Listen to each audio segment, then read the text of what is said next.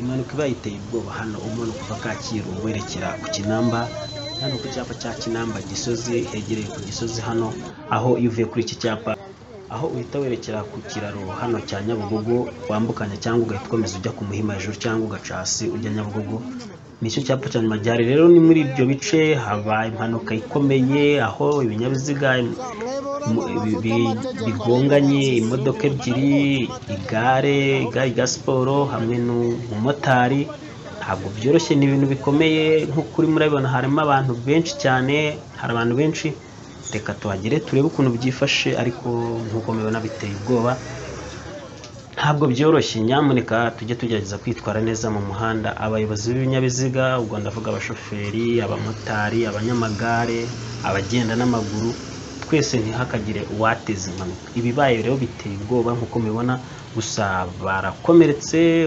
Wari utwaye igare yakomeretse, wari uri kuri moto nawe yakomeretsemo, ariko ntabwo ari cyane. Gusa kubw'Imana n'amahirwe ntawo hasize ubuzima, baracyahumeka. Uko mubibona hari abantu benshi, ntabwo tubashe kuba twavugisha. Uri ku igare we yumiwe byamurenze, ntabwo byoroshye. Gusa ikigaragara cyo hari igihe habamo no kurangara nk'uko mubibona. Ako kanya iyi mpanuka ikimara kuba, hari n'indi ihise ikurikiraho n'ubundi muri ibyo bice hano turi, aho wari utwaye imodoka yo mu bwoko bwa voiture cyangwa izi modoka ntoya yagabanyije umuvuduko, asa n'ahagarara kugira ngo aho umwanya hano abanyamaguru bambukira.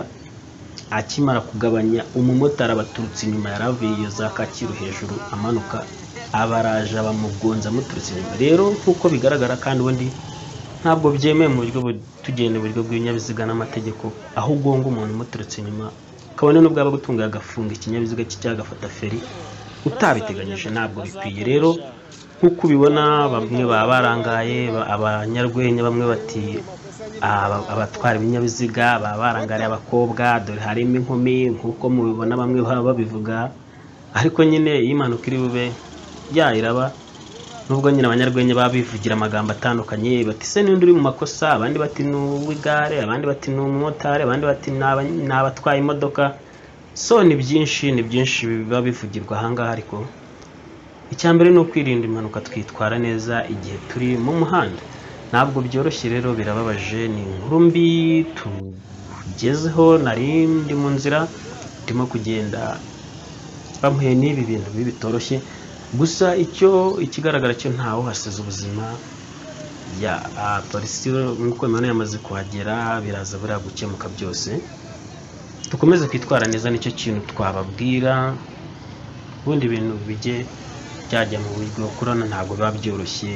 Nyamuneka abagenzi, abashoferi, abatwara moto, abatwara amagare, tugerageze kwitwararika, ntihakabe habaho impanuka tubigizemo uruhare cyangwa habayemo uburangare, kuko ntabwo bikwiye. Rero hari abantu benshi, uko mubona hari urusaku. Ngayo nguko njye ndi Emmanuel guturuka muri Emma Hills TV. Mwibuke gukora like, share na subscribe kuri channel yacu ibagezeho gahunda zigiye zitandukanye, aho uzajya ubona ibiganiro byiza bitandukanye, inkuru zigiye zigezeho zicicikana, impanuka nk'izi ziba zitunguranye, tugenda tubagira mu bice bitandukanye by'igihugu. Ubundi ibintu tukabaha amakuru yizewe mutasanga ahandi. Rero mukomeze mudukurikire, tubagezeho n'amasomo ya gitari, dukora gahunda zigiye zitandukanye hano kuri Emma Hills TV. Ngayo nguko, reka dusengera aba bavandimwe, Imana ibafashe ntibazakomeze kuremba, bazakire rwose, bahuye n'impanuka ntabwo biba byoroshye. Ngayo nguko rero, genda bakunda.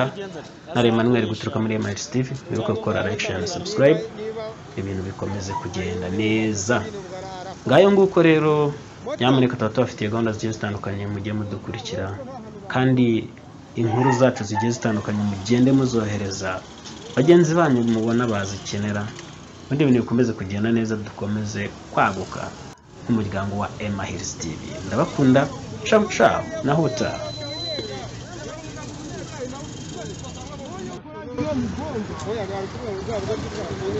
niba nanabivuze namaze, ariko niwe yamusuzugura. Ntabwo ugomba gusuzugura umuntu wageze mu Rwanda.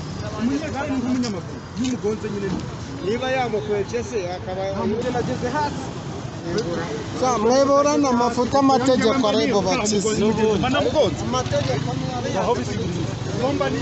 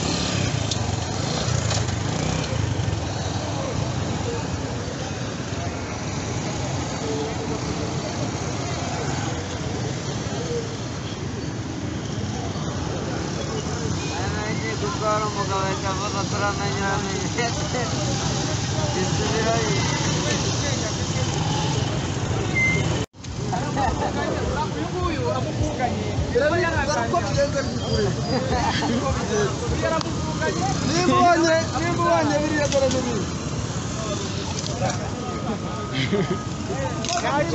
bari guseka nta n'uguye dore nawe se baparika harimo abakobwa bari kugenda barangariye ibyuki ibi bitangira bakomaho ku karubanda bose harimo abakobwa